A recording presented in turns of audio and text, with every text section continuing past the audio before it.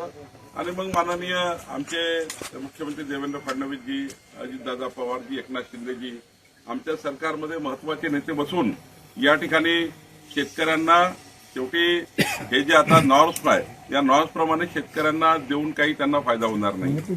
जास्तीची मदत शेतकऱ्यांना दिली पाहिजे अशीच शेतकऱ्यांची मागणी आहे. सरकार याचा योग्य विचार करणार आहे आणि जास्तीत जास्त मदत शेतकऱ्यांना कशी होईल माननीय मुख्यमंत्री देवेंद्र फडणवीस यांचा विचार करणार. दिवाळी आधी ते शक्य आहे का? शक्य आहे दिवाळी आधी, कारण सरकारला आता एखादा त्या ठिकाणी शेतकऱ्याला मदत करण्याकरता मायनस अकाउंटमध्येही पैसे येतात. शेतकऱ्यांच्या पाठीशी सरकार आहे. शेतकऱ्यांना न्याय देण्याकरता भूमिका सरकारला घ्यायला तरी सरकार घेईल.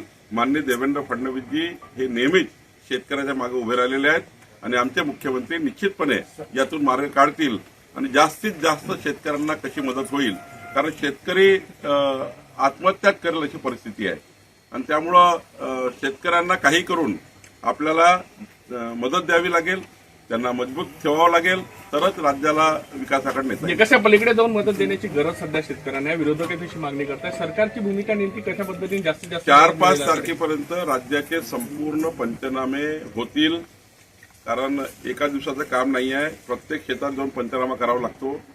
नंतर मात्र एकंदरीत राज्याचा आढावा घेऊन या संपूर्ण नुकसान भरपाई करता, म्हणजे बागायतीला किती नुकसान भरपाई द्यायची, सोयाबीनला किती द्यायची, कापसाला किती द्यायची, वेगवेगळ्या पिकाला काय नुकसान भरपाई दिली पाहिजे, घरांना काय असलं पाहिजे, त्या ठिकाणी जनावरांना काय असलं पाहिजे, हा सर्व मोठा आकडा आहे. आणि जेव्हा सरकारकडे पूर्ण पिक्चर क्लिअर होईल, राज्याचं चित्र क्लिअर होईल, तेव्हा सरकार याला किती खर्च येणार आहे, किती नुकसान, म्हणजे किती वाढ दिल्यानंतर किती सरकारवर बोजा येणार आहे, सरकारवर किती बोजा आला तरी सरकार याचा विचार करेल आणि योग्य पद्धतीने शेतकऱ्याचं समाधान होईल असा निर्णय माननीय देवेंद्र फडणवीसजी घेतील असं मला वाटतं. आतापर्यंत जे नुकसान झालं त्याचे पंचनामे कधीपर्यंत तुम्ही सबमिट करण्याचे शासनाकडे जिल्हाधिकाऱ्यांना निर्देश दिलेले आहेत? कधीपर्यंत सगळे पंचनाम्याचे रिपोर्ट येईल? जिल्हाधिकाऱ्यांशी जी माझी चर्चा झाली त्यानुसार 4-5 तारखेपर्यंत संपूर्ण राज्याचं एकंदरीत चित्र स्पष्ट होईल. म्हणजे घराचं नुकसान किती, जनावरांचं नुकसान किती, शेतीचं नुकसान किती. आज तर आमच्याकडे सप्टेंबर महिन्याचे 22 लक्ष हेक्टरचे पंचनामे आले आहेत. मागचे 25 लक्ष हेक्टरचे आमच्याकडे आहे ऑगस्ट महिन्याचे. त्यामुळं ते पंचनामे आले आहे आणि रोजच्या रोज पंचनामे येतात. आजचा वेगळा आकडा आहे, 2 तासाचा वेगळा आकडा आहे. 2500 कोटी रुपये सरकारने आतापर्यंत खाली पाठवले, 2500 कोटी रुपये. आता बाकीचे पैसे पण ते निकषाप्रमाणे आहे. पण आपल्याला जो निर्णय घ्यावा लागेल तो त्या ठिकाणी थोडा शेतकऱ्याचे जे डोळ्यातले अश्रू आहे, शेतकरी टाहो फोडतात आहे, याचा विचार करून थोडा अजून जास्तीची मदत शेतकऱ्याला द्यावी लागेल. याकरता माननीय देवेंद्र फडणवीसजी, आमचे अजितदादा, एकनाथ शिंदेजी बसून, आमचं महायुती सरकारचे सर्व नेते बसून शेतकऱ्याच्या पाठीशी कसं सरकार उभं राहील याची काळजी घेतात. सरकारकडनं पावलं उचलण्यात येत आहे, बांधावर जात आहे, तर पण आपला निधी देत आहे. पण आता भाजपाकडून एक मागणी करण्यात आली आहे की उद्धव ठाकरे यांनी दसरा मेळावा रद्द करावा आणि पूरग्रस्तांना मदत करावी. केशव उपाध्ये बोलले.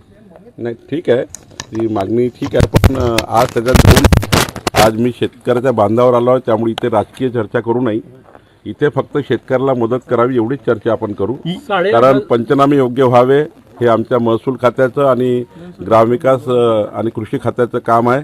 त्यामुळे आम्ही पंचनामे योग्य पद्धतीने होतात की नाही यावर लक्ष देऊन आहोत. आता कुठलाही पॉलिटिकल विषय या ठिकाणी मला वाटतं चर्चेला ई सर्वे, ई पंचनामे मदत घेतली जात आहे का? हो, ई पंचनाम्याची मदत घेत आहे. आमचे जमाबंदी आयुक्त या ठिकाणी कामात लागलेले आहेत. त्या काही ठिकाणी अडचणी आल्या होत्या ई पंचनामे घेण्याकरता, त्या काल आम्ही सोडवल्या. संपूर्ण ई पंचनामे करतो आहे आम्ही, फिजिकल पंचनामे करतो आहे आणि संपूर्ण महसूल अधिकाऱ्यांना आम्ही आदेश दिले आहे की त्या ज्या ग्रामपंचायतमध्ये जो एरिया नुकसान झाला आहे त्या ग्रामपंचायतला ती यादी दाखवा. कधी ग्रामपंचायतला जर ती यादी दाखवली नाही तर नुकसान शेतकरी सुटून जातो. त्यामुळं संपूर्ण ग्रामपंचायतीला अशा याद्या पंचनामा सादर करण्यापूर्वी अशा याद्या ग्रामपंचायतला दाखवा अशा सूचना दिल्या आहेत. नागपूर जिल्ह्यात ड्रोनचा वापर होणारा सर्व्हेसाठी, पंचनाम्यांसाठी राज्यात असा वापर करणं गरजेचं वाटतं? राज्यात संपूर्ण ठिकाणी ड्रोनचा वापर होणारच आहे, पण ड्रोन शिवाय आम्ही फिजिकलही आमचे तलाठी, कृषी अधिकारी हे साईडवर जाऊन याचा अंदाज घेणार आहे. अंदाजपेक्षा ॲक्युरेट सर्वे करणार आहे. कोणीही सुटू नये. शेवटी एक शेतकरी जरी सुटला तरी फार मोठं नुकसान होणार आहे आणि त्यामुळं तसं सरकार कारवाई करणार. 8,500ची मदत आता झालेली आहे, मिळायला लागली शेतकऱ्यांना, पण ते पुरेशी नाही म्हणतात. तर आपण अतिरिक्त पॅकेजचा काही विचार सरकार करेल? मी तेच सांगतो आहे की एकंदरीत राज्याचा अंदाज 5 किंवा 6 तारखेला सरकारकडे येईल आणि 5-6 तारखेनंतर माननीय मुख्यमंत्री आमचे उपमुख्यमंत्री बसून एकंदरीत काय आवाका आहे नुकसान भरपाईचा, म्हणजे नुकसानाचा आवाका काय आहे आणि त्यांना किती भरपाई द्यावी लागणार याचा राज्याचा एकंदरीत निर्णय होईल आणि मगच त्या ठिकाणी खऱ्या अर्थाने शेतकऱ्याच्या पाठीशी सरकार राहील. कारण शेवटी आता तुकडे तुकडे पंचनामे आले आहेत, त्यामुळं पूर्ण राज्य शेवटी कुठलाही निर्णय जाहीर करताना राज्याचं पूर्ण चित्र स्पष्ट असलं पाहिजे. किती नुकसान झालं, किती घरं पडली, किती माणसं गेलीत, किती त्या ठिकाणी जनावरं गेली. मला वाटतं 1-3-4 दिवसामध्ये पूर्ण चित्र स्पष्ट होईल. काल काँग्रेसचे हर्षवर्धन सपकाळ असे बोलले की मुख्यमंत्री दिल्लीला गेले मात्र खाली हाताने परतले. ते दुसऱ्या कामानिमित्त म्हणजे गडचिरोलीच्या एका प्रकल्पासंदर्भात भेटायला गेले होते, शेतकऱ्यांसंदर्भातला विषय घेऊन गेले नव्हते. म्हणजे हर्षवर्धन सपकाळ तिकडे मुख्यमंत्री असं होते का? त्यांचा कोणी तिथे मुख्यमंत्री असताना कोणी त्यांचा तिथे व्यक्ती ठेवला होता का? त्यांनी मुख्यमंत्री काय बोलले? काहीतरी शेतकऱ्याची थट्टा करायची. आज महत्त्वाचं काय, राजकारण सोडून, राजकीय बाबी सोडून आज शेतकऱ्यांच्या पाठीशी सर्व पक्षांनी उभं राहायला पाहिजे. जेव्हा जेव्हा राज्य अडचणीत येतं तेव्हा सर्व पक्षांनी एकत्र येऊन राज्याच्या शेतकऱ्यांना, शेतमजुरांना मदत केली पाहिजे. ही आजची परिस्थिती आहे. पॉलिटिकल बोलून पॉलिटिकल आखाडे नंतर करता येईल निवडणुकीच्या काळात. आज राजकीय आखाडे नाही आहेत. आज शेतकऱ्यांना मदत करणं आवश्यक आहे. राजकारणाच्या गोष्टी करून काही फायदा नाही आहे.